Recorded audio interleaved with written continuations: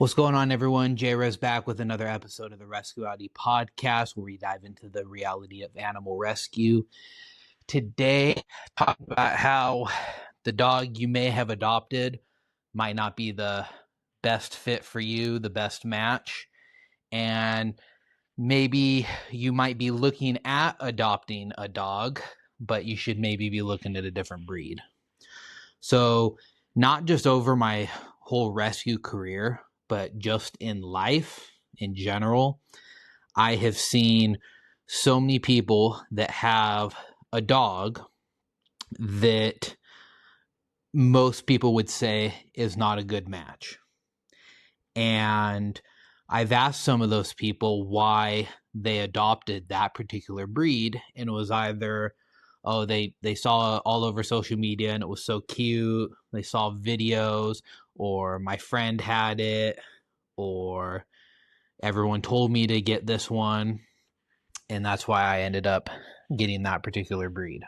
So first one, and the biggest one that I see all the time, is you have 100-pound person getting a 200-pound dog. Now, everyone, there are different sizes of people. There's different sizes. I'm not here to say a size is better, a size isn't better. I'm just talking about the reality. It is very difficult for a 100-pound person to control a 200-pound dog. It's difficult for a 200-pound person to control a 200-pound dog.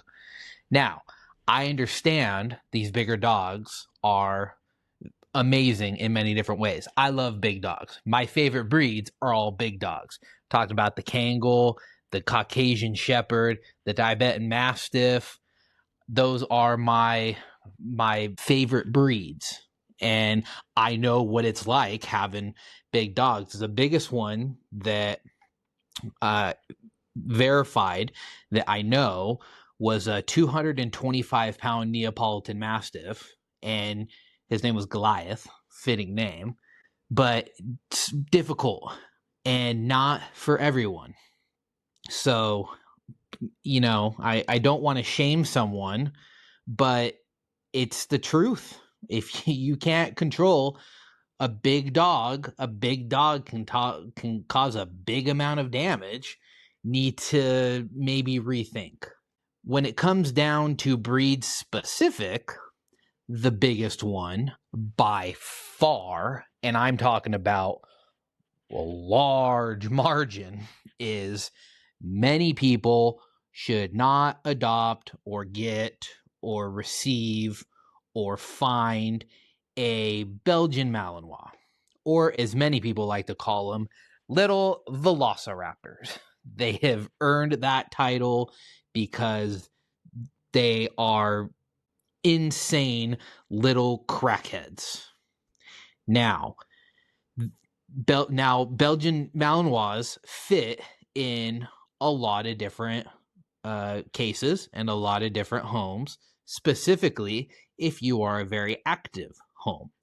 We have had many Belgian Malinois. I currently have multiple on my ranch. And we're also very careful about when and who and where we adopt them out to. We don't get them a whole bunch, and usually they're mixes. But when we talk to people and we're going through the process of adopting the dog out, we're like, hey, do you know what a Belgian Malinois is? Oh, absolutely. Awesome. So tell me about your lifestyle. I work from home, don't really go out much, don't do much, just want a dog to cuddle up with. Not a good dog for you. Unfortunately, I'm going to have to say no to you adopting this dog, but I have this awesome little Chihuahua that doesn't move anywhere. That'd be perfect. No shame on Chihuahuas. My first dog was actually a Chihuahua. He made it to 20 and a half years old. Loved little Chihuahuas. So puntable. Just kidding. But when it comes to the high energy dogs, Belgian Malinois is number one. You got the healers, whether you want to call it the blue healer, the red healer, the orange healer, the purple healer, whatever healer, any of the cattle dogs specifically, they are very energetic dogs. Now, They can be little lap dogs. You just take them out on a walk and they're good. For the most part, they get into that herding mentality, whether they're hurting other animals or they're hurting you. I'm sure you've probably seen videos online of them hurting their humans. And that is instinctual for them. So don't be trying to adopt out dogs based off of trends or just looks. Another big one is wiener dogs, dachshunds. A lot of people love them. They're cute, but two things people don't realize: a lot of health problems typically when it comes to dachshunds, and a lot of people don't even realize what they were bred for. I've had many people tell me about how they'll come home one day and they'll find a squirrel or a rabbit or a chipmunk in the house, and the dachshund's just sitting there because they were hunting dogs. That's what they were bred for. They are full on 100% hunting dogs. Now, most of them you see online are, the fluffy ones and the cute ones and the ones who are, just a dog, and they don't go out and do all that, but that's what they were bred to do. That's pretty instinctual for them, and a lot of people don't realize that. So I think everyone should be able to get what they want to get. Especially if you're spending money adopting a dog, I have an adoption fee with my rescue. However, I also have the right to not adopt out a dog. And I've had people get really upset. Oh, this is the dog I want. Well, according to what we've talked about, according to your adoption application you filled out, this dog isn't a good fit for your household. Now, I might have this dog that's a good fit. Oh, I don't want that dog. It's ugly or it doesn't do this or whatever. And well, then unfortunately, none of my dogs are a good fit for you. I hope you can get the perfect dog for you. Just unfortunately, it wouldn't be for me.